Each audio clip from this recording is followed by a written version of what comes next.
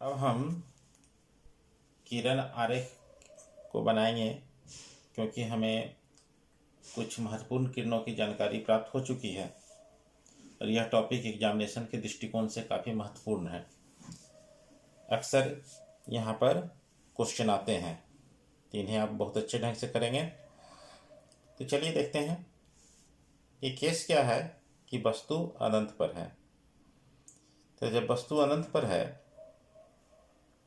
तो अनंत कहने का मतलब क्या है ये समझ लीजिए।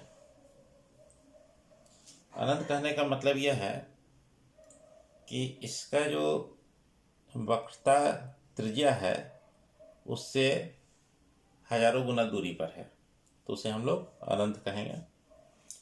तो जब ऐसे स्थिति है तब क्या होगा कि किरणें जो है वस्तु से जो आएंगी सारी किरणें समानांतर हो जाएंगी और समानांतर किरणें जो होती हैं वो फोकस पर आके कटती हैं।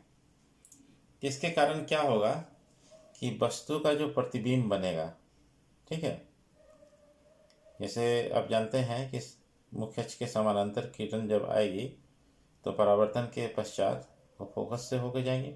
तो देख रहे हैं कि ये सारी किरणें जो समानांतर हैं, ठीक है, दूरी ज़्यादा होने की वजह से तो सारे की सारे किरणें कहाँ कटेंगी? फोकस बिंदु के समीप, अत्यंत समीप, ठीक है, लगभग फोकस बिंदु ही मान के चलिए। तो प्रतिबिंब भी इसी स्थान पर बनेगा। अब यहाँ प्रतिबिंब की जब बात होती है तो इसके बारे में हमें तीन चीज़ बहुत ज़रूरी है। पहला स्थान, तो अभी जो प्रतिबिंब बना है वो कहाँ बना है? फोकस बिंदु पर बना है। आकार, ये वस्तु का आकार से अत्यंत छोटा, ठीक है, अत्यंत छोटा बनेगा।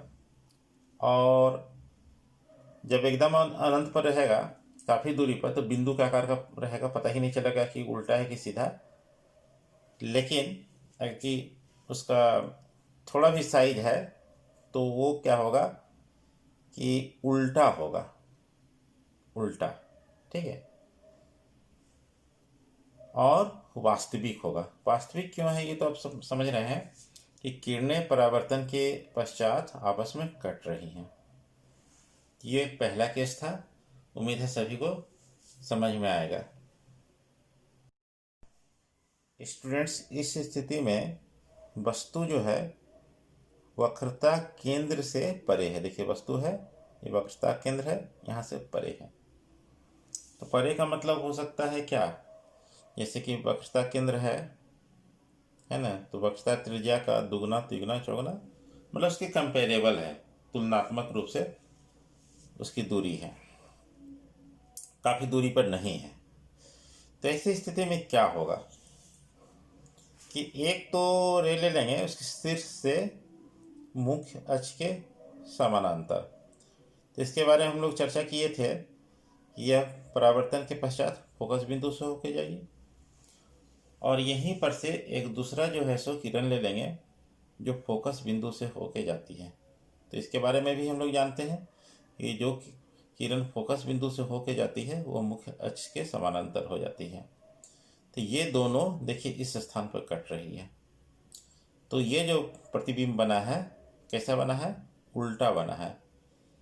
ये ए है तो उसके जगह ए डैश है, बी के जगह बी डैश है।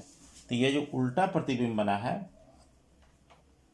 तो इसको हम लोग एरो से दिखा देते हैं इस तरह से। अब आप समझ सकते हैं कि इसका स्थान कहाँ पर है। तो देखिए बात हो रही है स्थान की। तो स्थान आप देख पा रहे हैं, ये प्रतिबिंब है, इसी का स्थान है। तो ये वक्रता केंद्र है और ये फोकस बिंदु है, दोनों के बीच है। तो उसी बात को यहाँ लिखा गया है कि स्थान कहाँ है। बात कीजिए आकार का, तो देखिए वस्तु आकार में बड़ा है और प्रतिबिंब का आकार छोटा है। तो क्या है? वस्तु के आकार से छोटा। देख पा रहे हैं कि उल्टा बना है ना, ये उल्टा नीचे की तरफ बन गया है। तो ये प्रकृति इसकी वास्तविक और उल्टा है।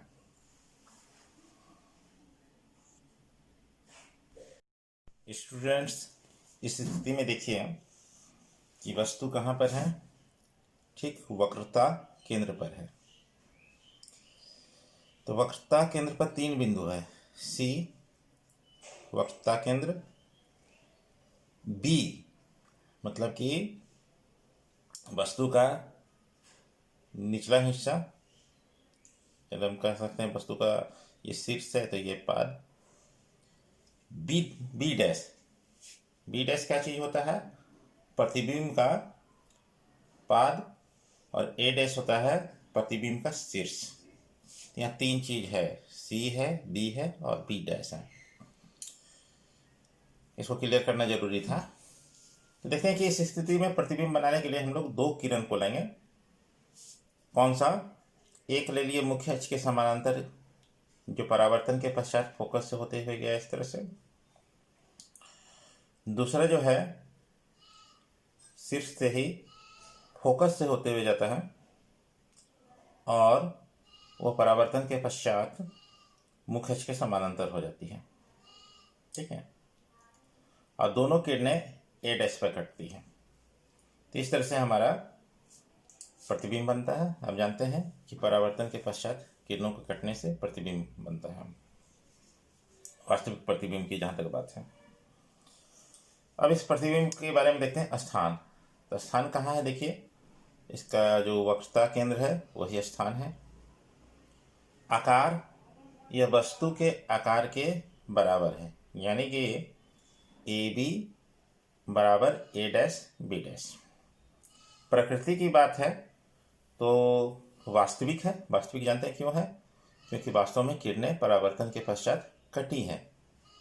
और उल्टा है, देख पा रहे हैं कि उल्टा है, ये ऊपर और ये नीचे।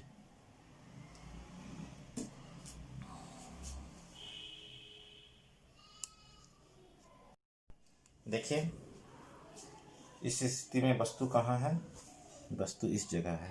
ये कौन सा जगह है, वक्रता केंद्र और फोकस बिंदु दोनों के बीच है, एकदम बीचों बीच नहीं, बीच में कहीं भी। इसको देखेंगे कि प्रतिबिंब कैसे बनेगी। तो इसमें हम लोग को किसी भी 4 महत्वपूर्ण किरणों में से कोई भी 2 महत्वपूर्ण किरण लेते हैं प्रतिबिंब बनाने के लिए। तो एक ले लिया गया है इसी किरण को, ठीक है, जो वक्रता केंद्र से आ रही है। तो ये परावर्तित होके ठीक विपरीत दिशा में लौटेगी। एक किरण ये हो गया।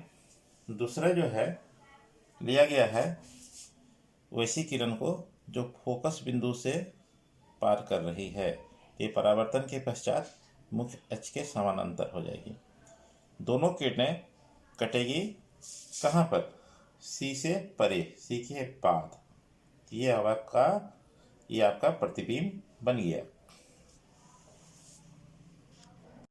स्टूडेंट्स इस स्थिति में देखेंगे क्या होगा जब वस्तु को फोकस पर रखा जाता है। तो 2 किरण हम ले रहे हैं, एक वक्रता केंद्र से होकर के, वो तो जैसे जाएगी वैसे लौट जाएगी, और दूसरा वस्तु के शीर्ष से होते हुए मुख्य अक्ष के समानांतर। तो वो जो जाएगी परावर्तन के पश्चात मुख्य फोकस से होके जाएगी। तो परावर्तन के पश्चात हम देख रहे हैं कि दोनों किरणें समानांतर हो जाती हैं। और समानांतर किरणें कहाँ कटती है, वो अनंत पर कटती है। तो जो प्रतिबिंब बनेगा उसका स्थान कहाँ होगा, अनंत पर होगा। आकार बहुत बड़ा होगा। आप देख रहे हैं कि जैसे जैसे दूरी बढ़ते जाती है वैसे वैसे प्रतिबिंब का आकार बढ़ते जाता है। दूसरा चीज़ है कि प्रकृति वास्तविक, यानी अनंत पर कटेगी तो दोनों वास्तव में कटेगी, और प्रतिबिंब जो बनेगा वह नीचे की ओर बनेगा, इसलिए यह उल्टा बनेगा। स्टूडेंट्स यह स्थिति अत्यंत महत्वपूर्ण है जब वस्तु को ध्रुव, और ये ध्रुव है आपका, ध्रुव और फोकस बिंदु के बीच रखा जाता है। ध्रुव बिंदु है, ये फोकस बिंदु है। ऐसी स्थिति में होगा क्या कि एक किरण ऐसी है जो वक्रता केंद्र से होकर के दर्पण से टकराती है और परावर्तन के पश्चात उसी दिशा में लौट जाती है। दूसरी किरण मैंने लिया है शीर्ष से होते हुए मुख्य अक्ष के समानांतर।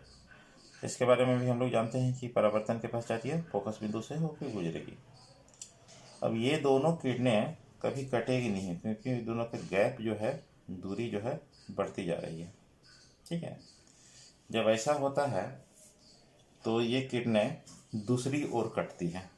ठीक है, इस ओर नहीं कटेगी क्योंकि इस ओर इसका गैप तो बढ़ते जा रहा है। दूसरी ओर, इस ओर हम इसको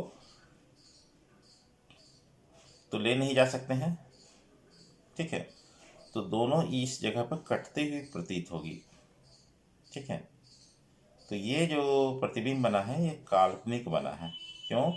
क्योंकि वास्तविक रेखाओं का कटा नहीं है, रेखा तो आपका यहीं से मुड़ गई, इसी जगह से मुड़ गई, दोनों इस जगह कटती हुई प्रतीत होती है।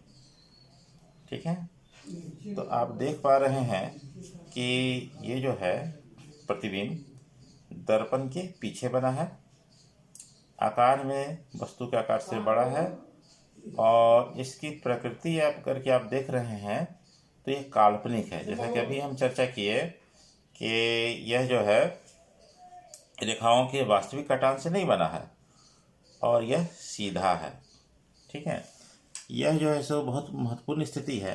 हम लोग अक्सर इस चीज़ को जानते हैं कि दाढ़ी बनाने के लिए अवतल दर्पण का प्रयोग किया जाता है। तो अवतल दर्पण में जो चेहरा होना चाहिए वह दर्पण के ध्रुव और फोकस के बीच ही होना चाहिए, तभी हमें आवर्धित और सीधा और काल्पनिक प्रतिबिंब प्राप्त होगा।